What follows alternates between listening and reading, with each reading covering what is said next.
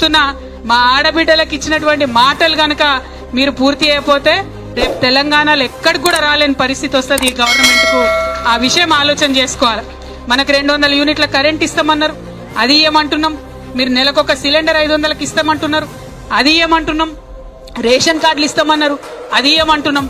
మేమేం కొత్త, మీరు చెప్పింది చెప్పినట్టుగా చెయ్యమని మాత్రమే అడుగుతా ఉన్నాం.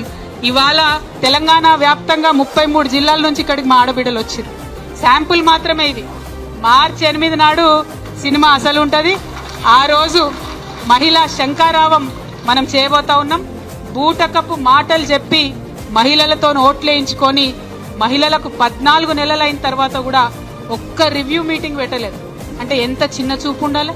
ఆడపిల్లలు ఎందుకు అడుగుతారులే అని అనుకుంటున్నది ప్రభుత్వం, కానీ ఖచ్చితంగా అడుగుతాం. మార్చి 8వ తారీఖు నాడు ఇంకా బలంగా అడుగుతాం. రాష్ట్ర వ్యాప్తంగా తరలి వచ్చి అర్థమని ఈ సందర్భంగా తెలియజేస్తూ, మరి మహిళలను మీరు అల్కగా తీసుకోకండి. మాకిచ్చినటువంటి మాటల మీద గౌరవ ముఖ్యమంత్రి గారు తక్షణమే రివ్యూ మీటింగ్